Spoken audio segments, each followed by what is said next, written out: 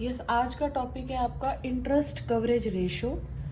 इसका दूसरा नाम डेट सर्विस रेशो भी होता है। ये सॉल्वेंसी रेशो का फोर्थ रेशो है।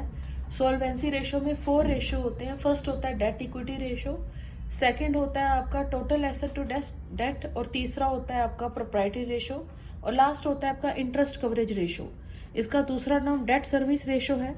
ये ratio 6 to 7 times safe count होता है, लेकिन अगर इससे और ज्यादा आ जाए तो अच्छी बात होती है, कम हो जाएगा तो अच्छा नहीं होगा। अब होता क्या है ये, इसका मतलब ये होता है कि कंपनी की कितना कंपनी के पास इतना प्रॉफिट है कि वो अपने डिबेंचर्स के ऊपर सेफली इंटरेस्ट पे कर सकती है।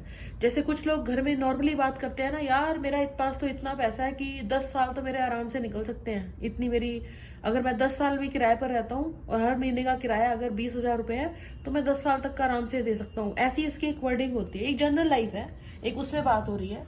लेकिन अगर आप एक कंपनी के पॉइंट ऑफ व्यू से बात करें तो एक कंपनी इस रेशो से, या हम किसी कंपनी का ये रेशो देखकर ये पता लगा सकते हैं कि इस कंपनी की लॉन्ग टर्म जो डिबेंचर्स हैं उनके ऊपर इंटरेस्ट देने की कैपेसिटी कितनी है।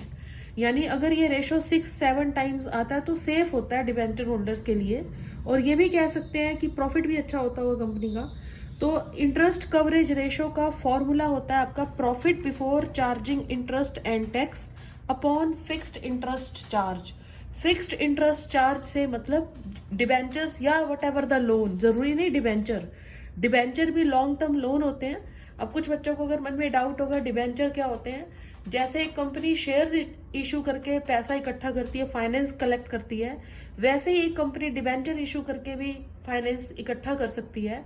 But the basic difference between the shares and debenture is that when a company issue the share holder are known as the owner of the company and debenture holder are the loan देने वाले होते हैं company को। तो debenture is a kind of loan and share is not a loan, वो capital होती है। तो ये बेसिक डिफरेंस होता है।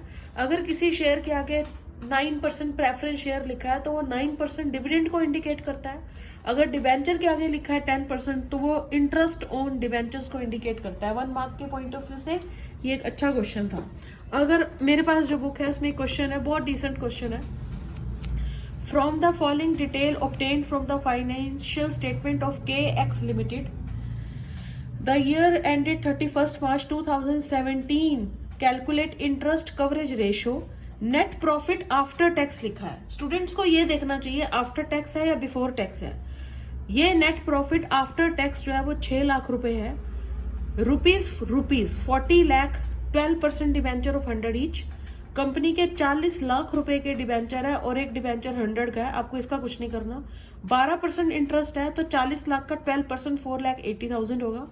टैक्स रेट जो है वो 40% है।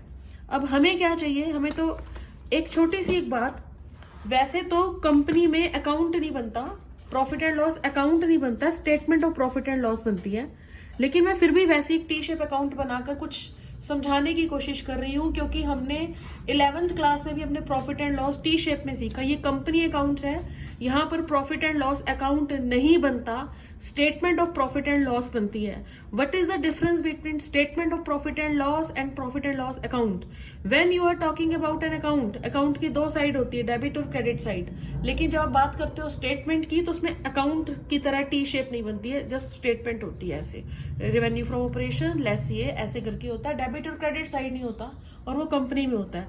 लेकिन मैं यहाँ जानबूझकर ऐसा बना रही हूँ ताकि बच्चों का कॉन्सेप्ट क्लियर हो जाए, सिर्फ इसलिए। अगर आपको याद हो, जब हमारे पास नेट प्रॉफिट आता है, ठीक है, नेट प्रॉफिट बिल्कुल लास्ट में आता है। लास्ट में मतलब क्या, सबसे पहले यहाँ इंटरेस्ट ऑन डिबेंचर भी माइनस हो गया होगा। 1 नंबर का important question, what is the nature of interest on loan? It is a charge against profit. What do you mean by charge against profit? इसका मतलब ये होता है कंपनी के पास या फर्म के पास चाहे प्रॉफिट हो या ना हो, कंपनी और फर्म इज लाइबल टू पे इंटरेस्ट ऑन लोन। लोन कुछ भी हो सकता है। एक कंपनी की बात करें तो डिबेंचर, अगर एक फर्म की बात करें तो बैंक से लिया गया लोन भी हो सकता है। तो इंटरेस्ट ऑन लोन यहाँ से माइनस होता है। फिर जो प्रॉफिट आता है फिर उसके ऊपर कंपनी टैक्स भी पे करती है। बिल्कुल लास्ट में जो प्रॉफिट आता है वो नेट प्रॉफिट होता है। इसीलिए अगर हम शेयर्स की बात करें तो ये शेयर जो होते हैं वो टैक्स फ्री होते हैं। डिविडेंड जो होता है वो टैक्स फ्री होता है। क्यों? क्योंकि टैक्स ऑलरेडी गवर्नमेंट कंपनी ने पे कर दिया। तो ये इंटरेस्ट भी माइनस कर दिया, टैक्स भी माइनस कर दिया, फिर जाके आपके पास नेट प्रॉफिट आ रहा है। इस क्वेश्चन में जो नेट प्रॉफिट आ रहा है वो 6 लाख रुपए आ रहा है, और हमने जो गवर्नमेंट को टैक्स दिया वो 40% है। ठीक है, यही जान है इस क्वेश्चन की पूरी। और हमें क्या चाहिए, profit before charging interest and tax.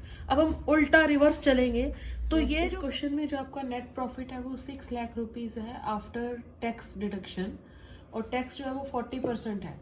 सब इसका मतलब ये हुआ कि अगर कंपनी ने 100 रुपए का प्रॉफिट अर्न किया तो 40 रुपए का टैक्स पे कर दिया, तो इसका मतलब आफ्टर टैक्स प्रॉफिट कितना है, 60%, 60।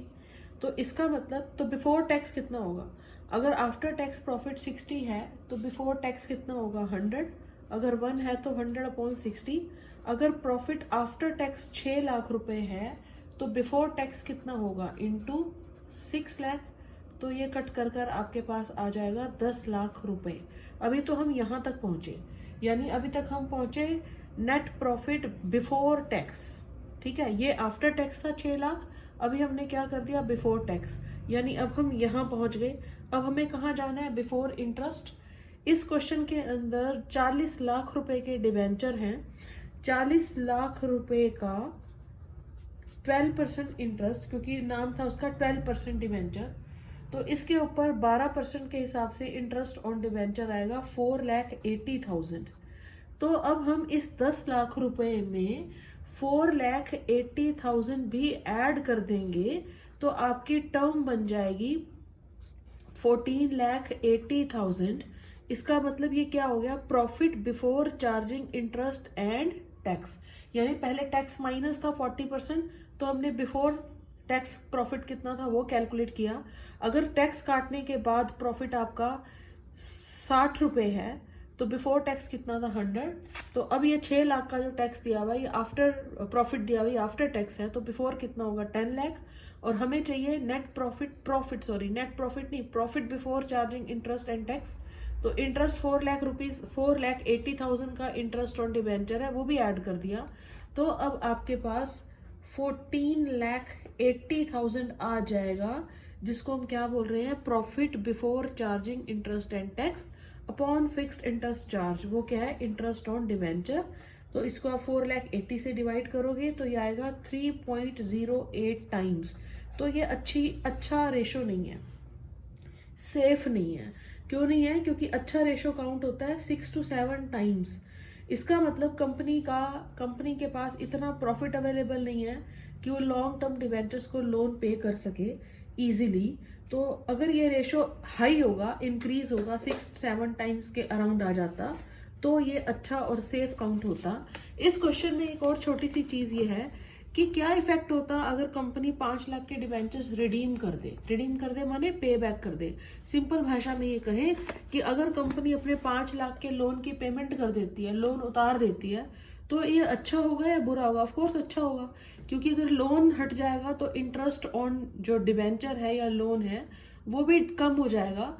तो उसकी वजह से कंपनी का जो प्रॉफिट है वो ज्यादा हो जाएगा, क्योंकि interest on debenture is a charge against profit होता है। तो ये कभी कभी इनडायरेक्ट क्वेश्चन में या 1 मार्क में केस स्टडी टाइप से पूछा जा सकता है कि अगर कंपनी रिडेम्पशन कर देती है, यानी पे बैक कर देती है लोन को, अब हो सकता, क्योंकि अब आपके सिलेबस में डिवेंचर नहीं आ रहा, तो हो सकता है डिवेंचर, यहाँ पर जो मैंने टॉपिक डिवेंचर का डिस्कस किया, ये डिवेंचर ना हो करके कोई लॉन्ग टर्म लोन होता। ठीक है, तो हो सकता है बैंक से लोन लिया हो सकता है कुछ भी, कोई भी लॉन्ग टर्म लोन हो, उसके ऊपर जो इंटरेस्ट होगा वो आपने इसके अंदर कंसीडर करना है। तो ये था आपका सॉल्वेंसी रेशो, और लास्ट सेगमेंट था सॉल्वेंसी रेशो का interest coverage ratio. I hope आपको समझ में आया होगा। Do more practice. अगर कुछ डाउट हो, कुछ और अच्छा जानना चाह रहे हो, कुछ भी वट तो आप कमेंट में कुछ भी लिख सकते हो जो आपको समझ में आए, या कोई डाउट हो आपको, वो भी आप पूछ सकते हो।